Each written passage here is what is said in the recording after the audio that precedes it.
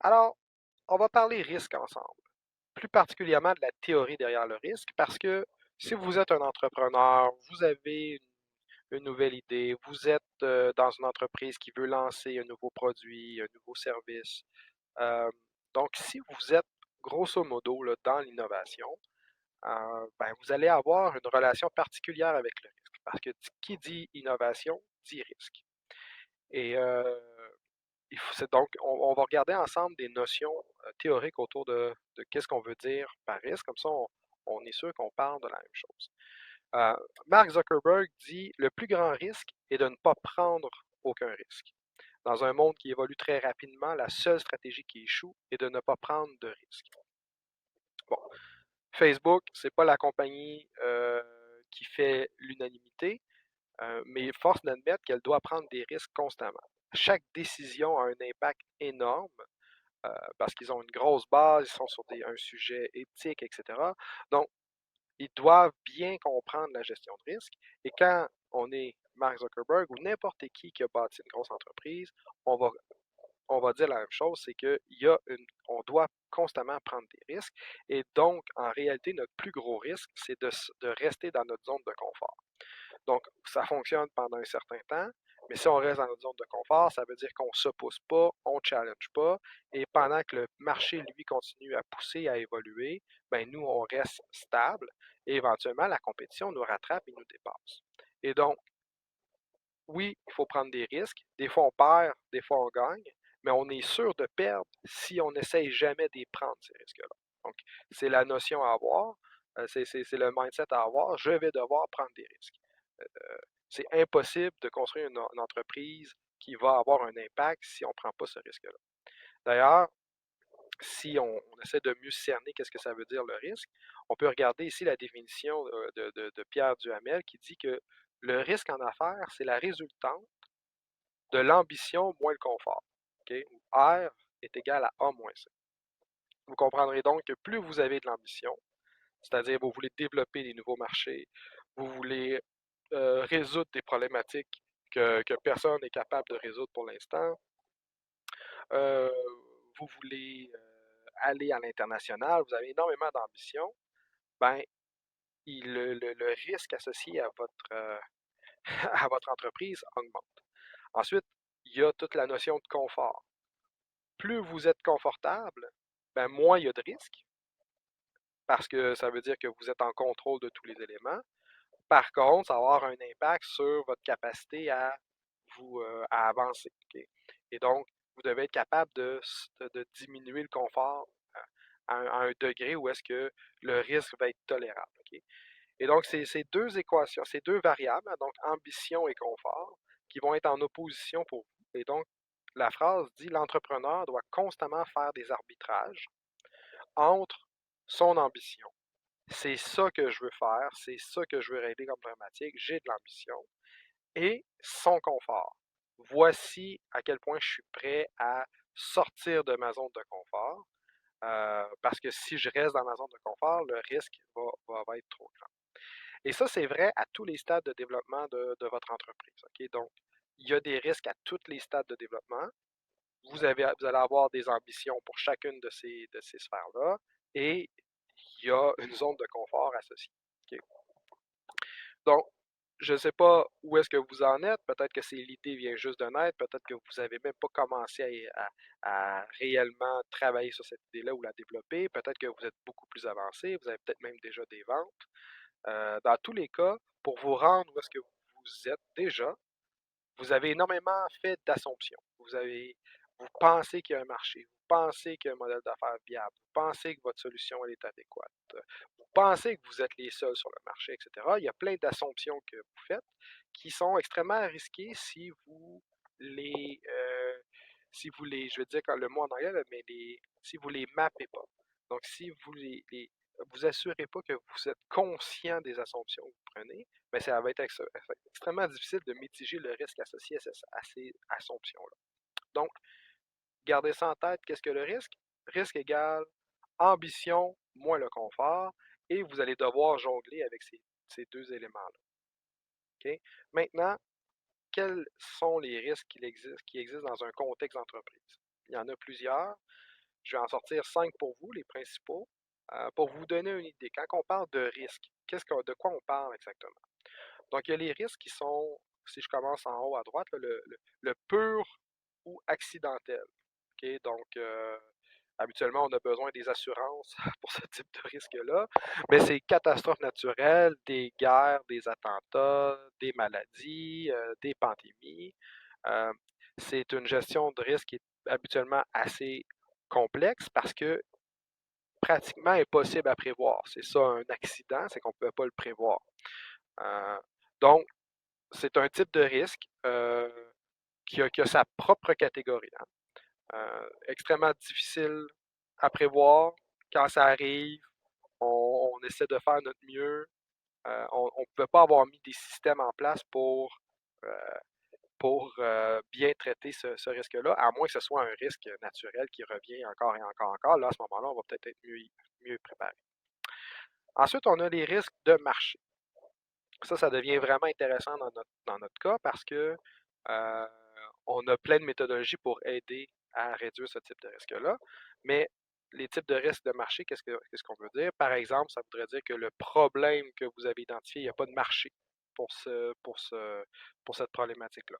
C'est-à-dire que la problématique existe, mais il n'y a pas un marché assez grand pour développer une solution sur cette problématique-là. Autre chose, c'est de dire que votre produit n'est pas la bonne solution, en fait. Donc, il y a toujours un risque de tomber en amour avec son produit, son service, mais qu'il n'y a pas une adéquation parfaite avec le marché ou les gens que vous visez.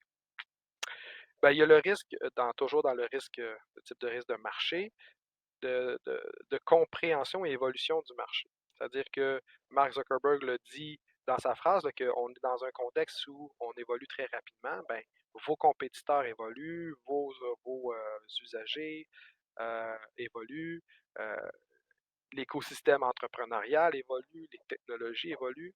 Donc, il arrive énormément de choses qui se passent rapidement.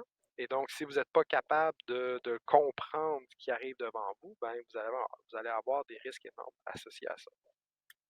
Même chose avec les risques, les rythmes d'adoption et de changement des besoins. Donc, les gens, selon les marchés, hein, parce que des fois, il y a des gens qui vont adopter rapidement des nouvelles façons de faire, des gens que ça va prendre plus de temps avant qu'ils adoptent. Donc, c'est le type de risque. Donc, une des choses qu'on voit souvent, là, c'est des gens qui ont des solutions extraordinaires, mais dans les marchés où ils essaient d'entrer leurs solutions, c'est l'adoption qui va être le plus gros problème. Donc, l'idée est géniale, mais il n'y a pas l'adoption terrain. Donc, c'est quelque chose à réfléchir dès le départ. Autre type de risque, il y a le risque financier. Donc, c'est un risque connu, c'est souvent celui qui inquiète le plus l'entrepreneur. Les entrepreneurs qui ont fait plusieurs entreprises ont toujours ce risque-là dans la tête, mais vont peut-être pas focuser seulement sur celui-là. En fait, c'est sûr qu'ils ne focusent pas seulement sur celui-là, mais c'est toujours quelque chose de présent. Donc, le manque de fonds à court terme, donc avoir le fameux cash flow, les probabilités de défaut. Donc, c'est tous les risques autour de la santé financière de votre entreprise. Euh, les risques opérationnels. Donc là, on va parler de tout ce qui est tout ce que vous devez mettre en place pour exécuter l'idée. Donc, les erreurs humaines, les fraudes, les pannes informatiques.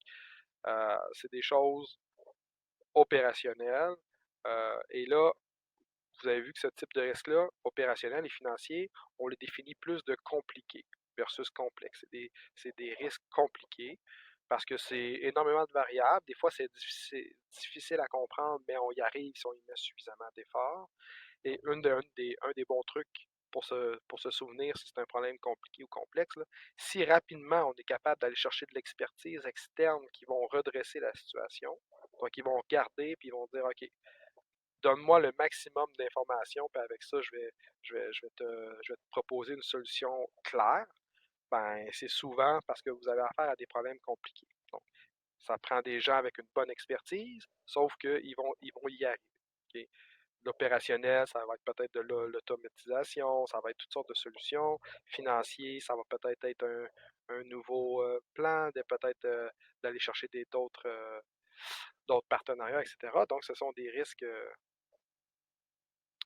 qui sont considérés comme compliqués. Finalement, on revient avec le risque complexe, avec le dernier risque que je liste pour vous, le risque commercial. Et là, ça touche beaucoup plus votre modèle d'affaires.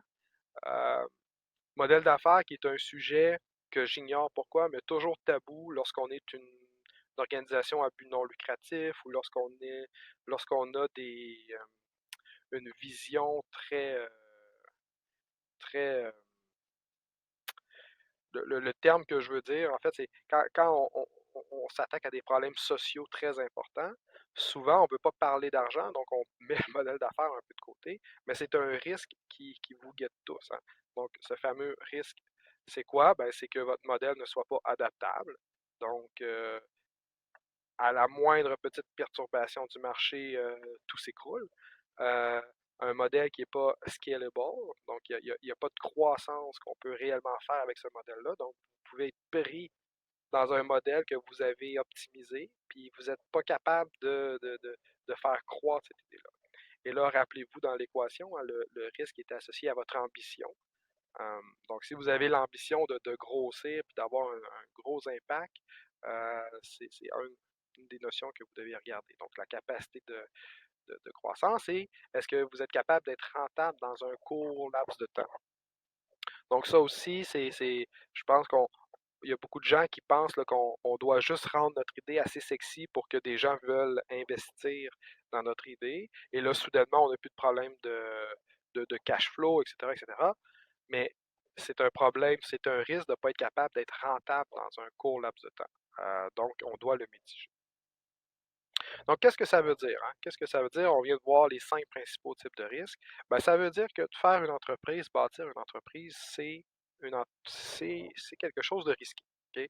Et je ne dis pas ça pour vous faire peur. Au contraire, je vous dis ça parce que si on est conscient que c'est risqué, qu'on ne vit pas dans cette bulle rose de penser que tout va bien aller, puis on se dit, ah non, non, non, je suis conscient des risques et donc je vais je vais les prévoir, ceux que je peux prévoir, ben vous allez être mieux préparé.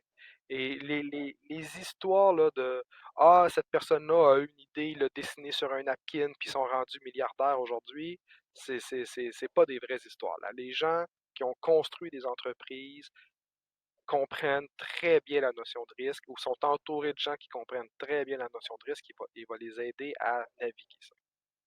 Donc, je vous pose la question, parce que c'est pas important que vous soyez capable d'y répondre maintenant, mais j'espère que vous allez être capable d'y répondre plus tard. Donc, comment, selon vous, réduit-on systématiquement le risque et l'incertitude des nouvelles idées? Donc, vous avez des idées, vous avez des super projets. La question que je vous pose, c'est, il y a une incertitude qui vient avec cette idée-là. Comment vous allez réduire systématiquement votre risque? Donc, je vous encourage à mettre sur pause si vous avez besoin d'un peu plus de temps pour y réfléchir. Mais gardez ça en tête. J'encourage toujours les gens à avoir une feuille à côté d'eux, écrire la note, juste pour confronter leur perception à ce on va montrer dans la formation. Okay? Donc, regardons ensemble. Et avant d'aller plus loin, on va expliquer la différence entre compliqué et complexe. Donc, ce que je vous dis ici, c'est quoi? C'est que l'approche empirique aide à résoudre des problèmes complexes. Okay? Donc, une des façons de réduire systématiquement le risque, c'est d'avoir une approche empirique, une approche qui est basée sur la, la, les mesures, donc les expérimentations, la mesure et l'apprentissage. Et ce type d'approche-là est particulièrement intéressante pour résoudre des problèmes qu'on va dire complexes. Et donc, c'est pour ça que je veux prendre le temps de bien faire la distinction. On en a parlé un peu avec les risques, là, mais c'est quoi la différence entre complexe et compliqué? Et j'ai rajouté le simple dans le décor pour mieux voir la distinction entre les trois. Et donc, quand on parle d'une approche empirique pour des problèmes complexes, qu'est-ce que, premièrement, qu'est-ce qu'un problème simple? Okay? Donc, c'est un problème qui est facile à comprendre, que ça prend un niveau de connaissance très faible, pour le faire et la compréhension est pratiquement spontanée. Donc, par exemple, suivre une recette, si on vous donne les ingrédients, si vous connaissez les ingrédients, je sais c'est quoi la farine, je sais c'est quoi du sucre, je sais que ça c'est une tasse à mesurer. Parfait, on me dit de mettre un de ça, je peux le faire, c'est assez rapide, j'ai besoin d'un minimum de connaissances. La problématique est assez simple, suivre la recette. Donc, accession rapide à l'essentiel, compréhension immédiate se traduit par une appropriation facile des informations à titre individuel et collectif. Je n'ai pas besoin de vous réexpliquer 3 fois la chose, c'est simple. Parfait. Quand on arrive vers des problèmes plus compliqués, on va dire que là, c'est pas facile, voire difficile, mais on y arrive. OK? Un bon exemple de ça, c'est envoyer un satellite dans l'espace. OK? C'est pas facile, c'est pas tout le monde qui peut le faire, mais on y arrive. Construire un pont, c'est pas quelque chose de facile, ça prend beaucoup d'expertise, ça prend beaucoup de talent pour le faire, mais on y arrive. OK? Donc, on va parler du monde du compliqué. La compréhension, normalement, elle est progressive. Et si on regarde un peu comment ça fonctionne, c'est que c'est un processus étape par étape pour comprendre. Et là, on va s'approprier chacun des facteurs. Et la beauté d'un problème compliqué, c'est qu'on sait d'avance la relation entre les différents facteurs. Et donc, on va être capable de faire de la gestion de projet différemment. C'est-à-dire on sait, par exemple, que si ça arrive, ça va avoir tel impact sur tel autre facteur, etc. OK? Et donc, on arrive à bien séparer les différentes variables et on est capable de les réassembler pour comprendre comment ils vont tous fonctionner ensemble. OK? Donc, on va parler du monde du compliqué. Pas facile, ça peut même être extrêmement difficile, mais c'est des variables individuelles qu'on est tous capables de comprendre et on est capable de comprendre leur interaction entre elles. Et là, on arrive à la problématique qui est complexe. Donc, au niveau de la compréhension, c'est très difficile, voire impossible à comprendre. OK? Donc, le niveau de connaissance nécessaire pour comprendre et s'approprier une information, elle est extrêmement élevé. Et donc, notre compréhension, et ça c'est important, surtout si vous êtes des experts dans votre domaine, là, si vous travaillez dans des situations complexes, votre compréhension, vous devez l'accepter, ne sera toujours que partielle. C'est-à-dire que c'est souvent des éléments qui évoluent rapidement dans le temps, c'est multifactoriel, vous ne savez pas toujours la relation entre les différents facteurs. OK? Qu'est-ce qui est complexe? Élever un enfant, c'est complexe. OK? Innover, c'est complexe. Pourquoi? Parce que je ne sais pas, quand j'ai fait ça, ça va être quoi l'impact, puis il y a d'autres personnes, puis il y a d'autres variables qui vont avoir aussi un impact. Et donc là, moi, ce que je sais versus ce que les autres savent, et là, c'est la relation, l'interrelation entre tous ces éléments-là. Il y en a beaucoup trop, et donc on n'arrive pas à avoir une compréhension simple de ce qui se passe. OK? Donc, on va dire que souvent, ça va nécessiter à faire appel à des techniques de modélisation, c'est des projections. On ne peut pas le prévoir, on peut pas, mais on peut pas le prédire, mais on peut essayer de, de, de modéliser pour se donner une idée. OK? Donc, difficulté à visualiser la totalité des informations. C'est impossible. Pensez à des problèmes complexes, là. Vous voulez réduire la pollution sur la Terre. Il y a les industries, il y a le transport, il y a le lobbying, il y a, il y a, il y a l'accès à des ressources. Il y a tellement de joueurs, il y a tellement de choses qui se passent en même temps que ça devient une problématique qui est extrêmement complexe. C'est impossible de visualiser tout ce qui se passe. Euh, Difficulté à répertorier la totalité des interactions. C'est ce que je vous ai dit. Il y a tellement de morceaux qui bougent que juste d'essayer de comprendre tout ce qui se passe, ça va vous prendre toute votre énergie. Et donc, là, il va y avoir énormément de difficultés à comprendre la multitude des facteurs influençants. Donc, même parfois, vous allez avoir un ensemble de variables, mais vous vous dites, ah, je ne savais même pas que ça aussi, ça avait un impact sur mon modèle d'affaires. Ça, je ne savais pas que ça avait un impact sur ma business. Euh, Là, c'est pas nécessairement aller compliqué et complexe, mais je vais juste vous dire par une petite anecdote comme ça, mais souvent les gens vont me dire j'ai pas de compétiteur. Et là, quand on commence à creuser, on va réaliser qu'ils n'ont pas de compétiteurs directs, mais ils ont des compétiteurs qui sont indirects. Donc, ils ne savaient même pas qu'il y avait des facteurs à l'extérieur qui pouvaient influencer leur marché. OK? Donc, j'espère que c'est clair pour vous la distinction entre compliqué et complexe.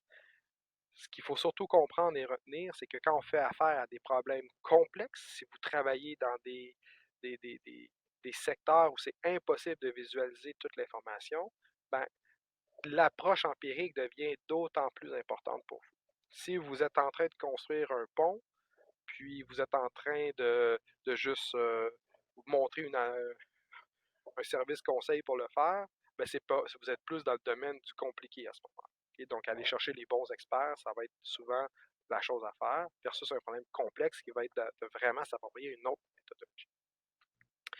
Et donc, votre job, je le redis, en tant qu'entrepreneur, surtout si vous avez des nouvelles idées, ben c'est de la rendre à un degré d'incertitude qui est à 100%, puis l'emmener vers la certitude complète. Okay? Donc là, vous voyez les deux côtés euh, en fait, vous voyez dans ce graphique-là une idée qui évolue. Dans sa première partie, on est dans une étape de recherche, c'est-à-dire qu'on ne sait pas exactement comment l'idée va évoluer. Okay?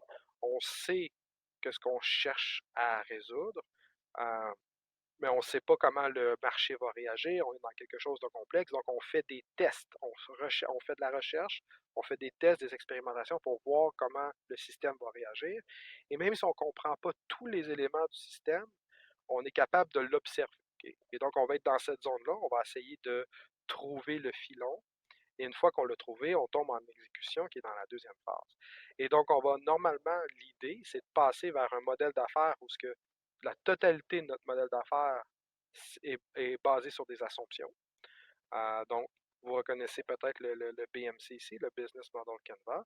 Donc, la totalité de ce tableau-là est composée d'assumptions. Euh, parce que vous n'avez pas nécessairement les preuves terrain qui prouvent ce que vous dites. Des fois, c'est basé sur notre instinct, l'opinion, des experts qui nous ont dit certaines données. Ça commence à être des évidences. Mais on va partir avec un modèle d'affaires nécessairement qui est imparfait et rempli d'assumptions. Surtout quand on est dans l'innovation, parce qu'on ne sait pas encore à quoi va ressembler notre modèle d'affaires final. Et ce qu'on cherche à savoir, ce qu'on cherche à faire, c'est tranquillement nous déplacer vers complètement à droite, où est-ce que chacune des cases a des validations. Et donc, ce n'est pas juste centré sur le produit ou notre proposition de valeur, mais sur l'ensemble du modèle d'affaires autour de l'idée. Et là, tranquillement, on va réduire l'incertitude et donc, on, on va, on va avoir une réduction du risque et on va se rapprocher de l'impact qu'on veut avoir. Okay? Donc, la notion, c'est de dire, OK, je pars avec quelque chose, parce que ce qui est rempli d'assumptions, c'est probablement là où vous êtes, puis vous dire comment je peux me rendre de l'autre côté, où est-ce que c'est plus des assumptions. J'ai un degré de certitude qui est plus élevé. Et là, bon, ça dit 100% certain, ça n'arrivera jamais. Vous aurez compris que le marché continue à évoluer, donc la certitude ne sera jamais complètement atteinte. Mais votre confiance, elle, va augmenter. Vous allez aller vers cette certitude. Okay? Et donc, on en parle du Business Model Canvas. J'espère que vous l'avez déjà fait. Encore mieux si vous l'avez en main. Encore mieux si ce n'est pas votre première version, si vous avez déjà réfléchi et vous avez déjà plusieurs versions de, devant vous. Mais ça sert à quoi? Juste pour être sûr que tout le monde comprenne bien. Donc, quand on parle de risque du modèle d'affaires, une des façons de bien les visualiser, c'est de remplir le Business Model Canvas, qui n'est plus ni moins qu'un plan d'affaires qu'on concentre sur une seule page. Donc, c'est la plupart des choses que vous devez réfléchir en tant qu'entrepreneur pour partir d'une idée. OK, parfait, on a une idée, mais comment encadrer cette idée-là autour d'un modèle d'affaires viable. Et donc, c'est un outil qui permet de synthétiser l'information visible sur une seule page.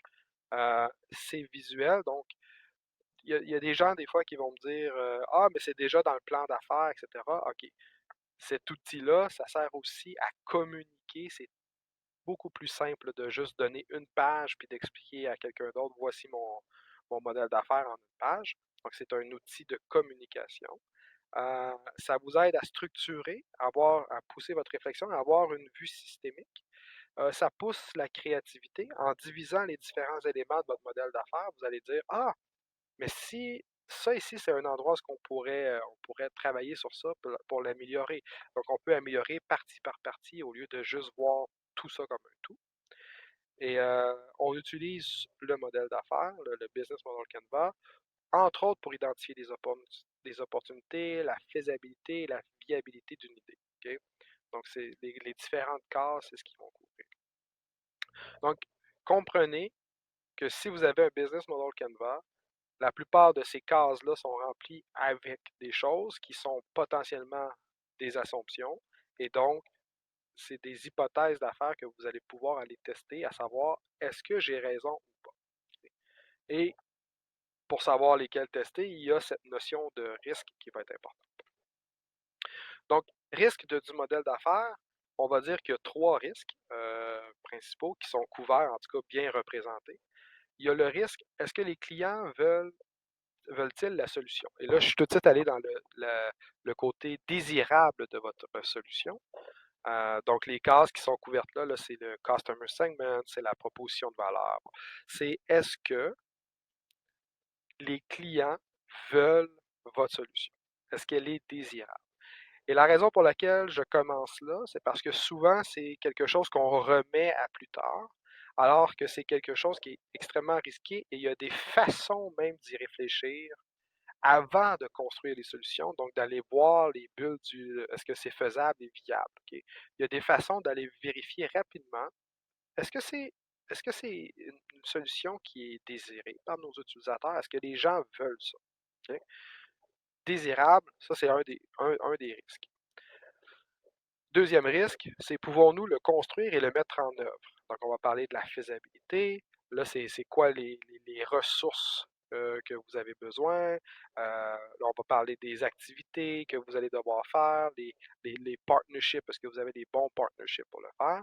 Et cette partie-là, c'est le risque de faisabilité. Super important. Si vous êtes des personnes très techniques, c'est souvent une zone qui va vous allumer parce que c'est comme un puzzle. Est-ce que c'est possible de faire, d'adapter telle technologie ou de scaler telle technologie, d'intégrer deux technologies? Donc, c'est vraiment intéressant et c'est un risque à part entière. Est-ce que c'est faisable? Et finalement, si on regarde dans la case du bas, là, qui est finalement le- en anglais, c'est le cost structure, donc combien ça vous coûte de mettre votre idée sur le marché, et c'est le revenu, c'est comment vous allez recapter la valeur. Ben là, on va parler de la viabilité. Et donc, pouvons-nous gagner plus d'argent avec cela que nous en dépensons? Donc, c'est une question un peu naïve, euh, mais c'est un risque, c'est que si on n'y a pas réfléchi, c'est que ça nous coûte tellement cher à faire l'idée que il n'y aura pas moyen de vendre ça, de trouver notre marché. OK?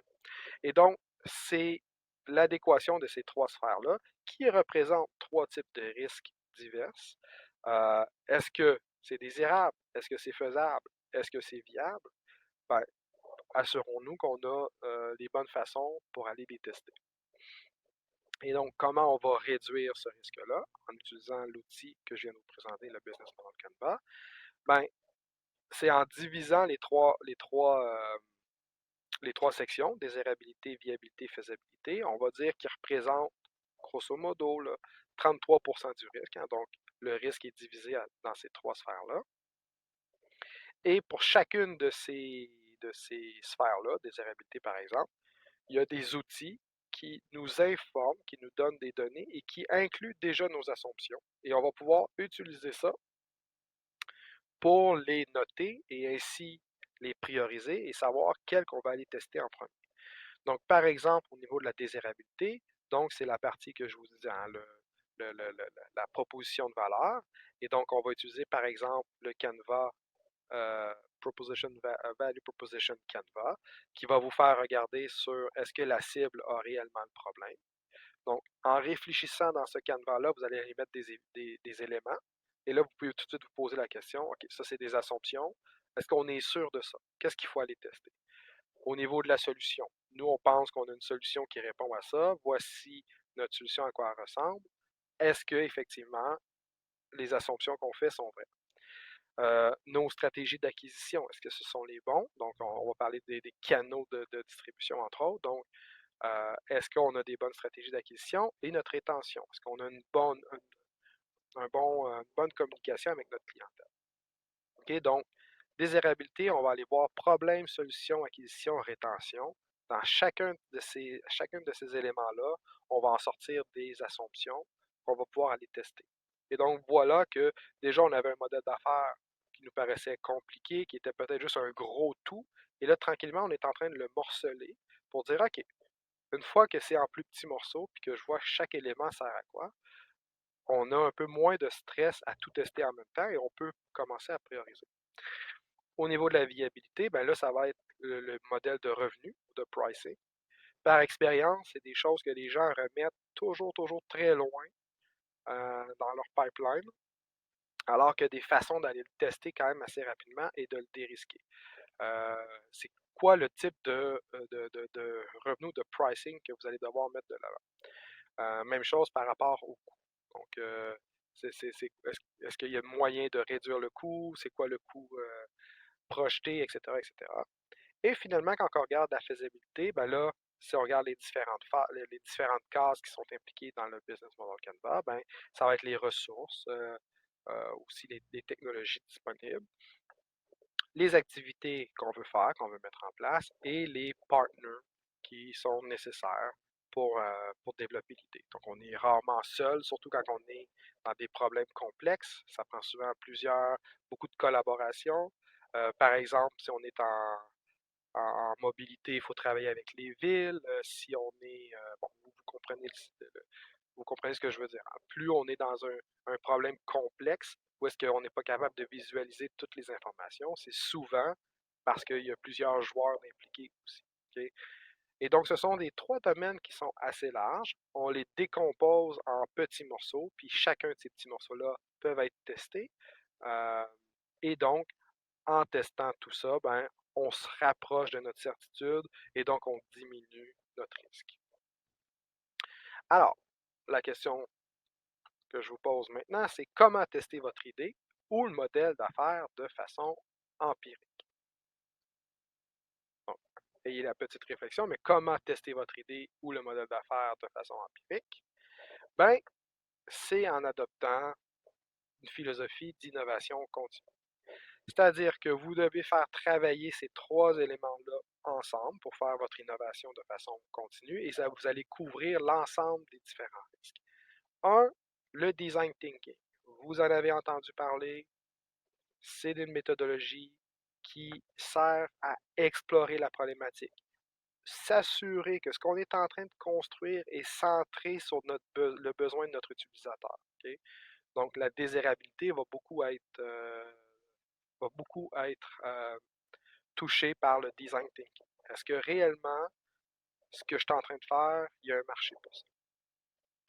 Build the right thing. Alors là, c'est les notions de Lean Startup. Peut-être que vous avez entendu parler. Donc, c'est les notions de prototype, de MVP. Donc, c'est de construire des petites choses pour aller chercher de la connaissance rapidement. Alors, je vous rappelle que quand on est dans un monde complexe, on ne peut pas avoir tous les éléments, on n'a pas toute l'information, mais on peut mettre quelque chose dans le système puis voir comment le système va réagir. Et donc, dans les notions de Lean Startup, on va dire build the right thing. Assurez-vous que ce que vous êtes en train de construire, c'est la bonne chose. Et donc, en allant faire vos tests sur le marché, vous allez pouvoir vous réajuster. Alors, imaginons que vous avez bien une bonne exploration du problème, vous avez des bonnes méthodologies d'empathie, vous avez des bonnes pratiques au niveau d'expérimentation, au niveau de prototypes, de MVP, etc., ben, il vous reste à avoir peut-être la dernière grosse brique qui est la notion d'agilité. Donc, ça passe, c'est plus une philosophie, l'agilité, en ce sens où build the thing right, c'est-à-dire c'est quoi vos processus qui vont vous permettre en tant qu'équipe de livrer la valeur. Donc, avant d'aller optimiser votre équipe, malgré que c'est super important d'avoir une bonne équipe, vous le savez, ben, il faut aussi réfléchir à oui, mais est-ce que la problématique, est-ce que, est-ce que, est-ce que notre solution, elle est vraiment ancrée dans le problème que les gens ont? Et est-ce que notre solution, ce qu'on est en train de bâtir, c'est la bonne chose? OK? Donc, ça prend des tests pour faire ça. So, design thinking, lean startup, agilité, ces trois sphères-là ensemble, on va commencer à parler d'innovation en continu et c'est comme ça que vous allez dérisquer la totalité de votre modèle d'affaires. Ça vous permet d'entrer dans une boucle d'apprentissage. Et là, ça, c'est très, très.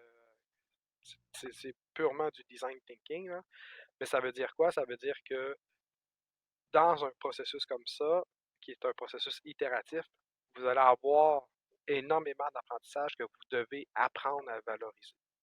De cette façon-là, vous êtes rarement dans l'échec. Vous êtes souvent, soit on réussit, soit on échoue, mais si on échoue, on apprend. Et donc, on est capable de renverser un peu la vapeur. Et donc, si on regarde cette ligne-là, ça dit quoi? Empathie. On va empathiser avec notre audience.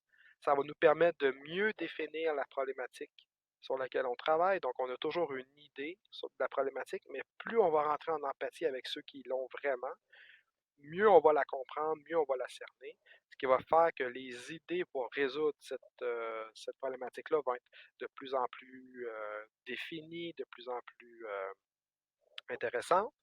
Et là, une fois qu'on a l'idée, on ne se contente pas de juste l'exécuter, on va en faire des prototypes, on va aller vérifier, on va aller valider que nos idées ont une certaine traction. Une fois que le prototype est construit, on va aller le tester. Et cette boucle-là est vivante, c'est-à-dire le test va nous permettre de mieux définir la problématique parce qu'on va voir comment les gens vont avoir réagi. Euh, le, le, le prototype va nous permettre de mieux réfléchir à la solution parce que quand on est dans l'action, là, soudainement, on est en train de bâtir quelque chose, puis on va se dire ah, mais pourquoi qu'on ne le fait pas comme ça à la place, ça serait pas mieux? Donc, il y a toujours cette espèce de boucle d'apprentissage et de rétraction qui va être super importante dans votre processus. Donc, je sais que c'est énormément de choses. On parle de gestion de risque, d'opportunités, etc. J'ai mis beaucoup d'emphase sur le business model Canva. Donc, c'est un terrain vraiment riche en hypothèses, en assumptions. Et donc, c'est à vous de commencer à y réfléchir et de noter ces différentes assumptions-là. Soyez sûr que vous comprenez il est où votre risque en regardant votre business model Canva et en vous posant la question, est-ce que j'ai réellement des preuves pour être sûr à 100% de ce que j'ai écrit ici? Pas besoin d'avoir 100% de preuves pour l'écrire, mais une fois qu'il est écrit, est-ce que c'est une assumption? À quel point je suis sûr et à quel point j'ai déjà des évidences? Donc, c'est la réflexion que je veux que vous ayez avant notre première rencontre, qu'on va pouvoir explorer ensemble.